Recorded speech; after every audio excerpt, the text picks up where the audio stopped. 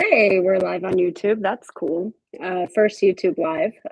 Thanks, Mom, for tuning in. Yeah, so why am I on a live in the middle of a Friday? Good question. Glad you asked. Here's the deal, y'all. So many of you know that a few years ago I filed for Social Security disability, and it was tricky, right? And part of the reason I filed for Social Security disability back in the day was because there was this narrative that those living with cystic fibrosis or any chronic illness actually um, wouldn't be able to work. And for me, not for everybody, but for me, that was super disheartening. Um, I grew up the daughter of a salesman, and my mom was constantly working to pay off medical bills. And I kind of always had this thought that like my life was never going to be valuable. I could never contribute, I could never help others. And I also didn't really have a purpose. And, the narrative started, I think, from my care team, and maybe it was intentional, maybe it wasn't.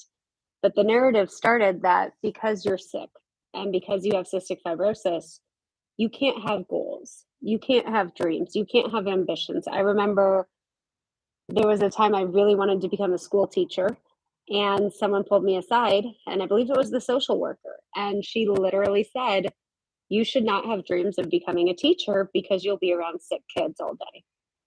And I listened. And the older I got, the more I wanted to be successful. I started in on recruiting when I was, roughly 20. Fell in love with recruiting. But there was always this concept of, hey, if you're sick, you shouldn't work and you can't contribute. All you can do is be sick and, dare I say, our inspiration. And that always felt void to me. A few years ago, I tried to start a nonprofit to help others with chronic illnesses learn the tools in business, right? Basic business skills. Because we spend so much of our lives in hospitals. I mean, I'm on my 70th. And inside those walls, if you don't have a career that inspires you, and you don't need to, right? Like if you're watching this and you're like, I don't want it, fine, don't have it. But for me, I had to have a career. And I remembered every hospitalization, I used that, my 2-week tune-ups from cystic fibrosis, I used that to learn business. And I would enroll in business courses. And I mean, I wasn't able to stay in college because I kept getting hospitalized. But I learned a lot about sales. I learned a lot about marketing. I learned a lot about what it meant to succeed in the marketplace. And I got really excited. And when my lung function got to my mid 30s, I decided that enough was enough and I had to file for Social Security. And it was the darkest day I can honestly say of my life. And I talk about it a lot in my speeches and then the workplace wellness programs. And this concept of mindful leadership, right? But I just want to say, if anybody's watching this right now and you're sick and you have, it doesn't matter, asthma, Lyme disease, ADD, ADHD, a learning disability, cystic fibrosis, diabetes, and you might be even watching this in the hospital, and there's going to be some idiot that tells you, just focus on getting better, which is true, right? Like we want to be better. We want to feel healthy. But at the end of the day, I disagree with it. And I say, no, you focus on doing the things that makes your cup full. I almost cursed there. Sorry, YouTube. You do the things that makes your cup full. For me, it was writing and speaking and getting to work and coach with people. Like if I waited to do that till I was healthy, I'd still be waiting. I'm 34 now. We'll talk about life expectancy in another post. But like, guys, I need you to get this. Doctors will tell you just be sick. Attorneys will tell you just be sick. Your parents might discourage you from following your dreams because you're going to get sicker. I had a mentor that I loved, that I admired. Like I wanted to be this girl. And I told her about my dreams of being able to keynote and fly around the country and work with companies and associations. And I remember very clearly, she said, don't do that because how are you going to be in airports all the time with your health?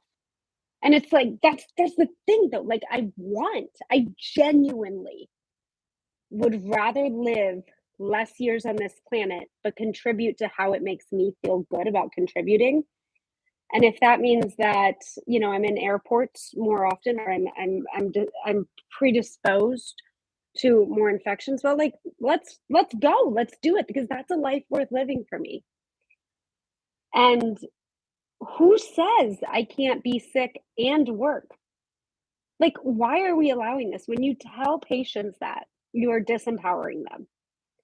Because then studies show there's something you guys need to check out: blue ocean zones, and a term called SWB, which is subjective well-being.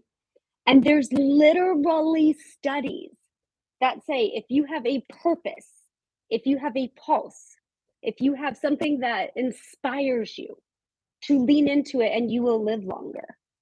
I would have been dead if I did not have the drive to succeed in the marketplace. When you're born with cystic fibrosis, you're expected to, at the time, I think it was 14 years old. And, there's a lot of great breakthroughs in the medical community that have exponentially increased that life expectancy. And I remembered thinking, a good friend of mine had a conversation with Becca. A good friend of mine had a conversation with me and said basically, like, hey, what age would you be willing to die if you could accomplish your goals? Like, if you could trade in CF. And I remembered, for me, it was like 21. Like, I just want to go to 21. I want to drink. And then, like, kill me, because at least I got to do some of the things I wanted in my life.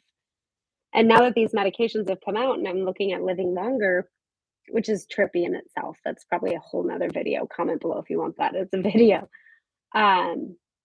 But if I never went for the things that my heart and my soul and the world pushed me to, I would only be known for cystic fibrosis and for being sick. And so I don't know why you decided to watch this. It's just a talking head. It's not even that well produced. I just noticed my mascara is running. Go me. But if you've got a dream, or you've got a wish, or you've got a goal, and somebody's telling you not to pursue it because you're sick, lean into that. And do they just want you to stay sick? Or do they want you to have the kind of life that envisions you? And there might be points on both ways, but I'm telling you, I'm grateful I didn't listen to the mentor who told me not to be on flights or to try to pursue my goals of speaking. I have 5 bookings in March alone in different cities. I cannot wait to fill my purpose. I'm grateful that somebody told me not to become an elementary school teacher. I cursed too much. Go me.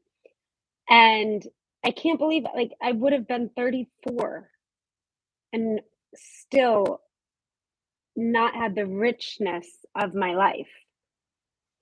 And I just wanted to get online because really it's just such a message, and it's been keeping me up at night, because you have to find something that excites you to get out of bed or to get through your treatments. And I would remember when I would pack my nebulizers, which I don't have in front of me, but I'll get them for next time. Drop a comment if you want to see my daily med routine. But I remembered, like, getting to do my treatments before a keynote, and I would pray that I would be able to have the lung function to get through my 45-minute speech on stage without coughing. And I remember thinking, like, wow, it's so worth it. It is literally so worth it. And then you get those letters about the lives that you're able to help. And there's so much more for me to being able to help people besides cystic fibrosis. And so I'm gonna wrap up. Let me know what else you guys want to see in the comments below. I've got a mindful leadership course coming out to a company near you. But literally, if you've got a dream, you know your purpose, or you're still discovering your purpose, but you know it's bigger than just being sick, reach out. Like, just reach out.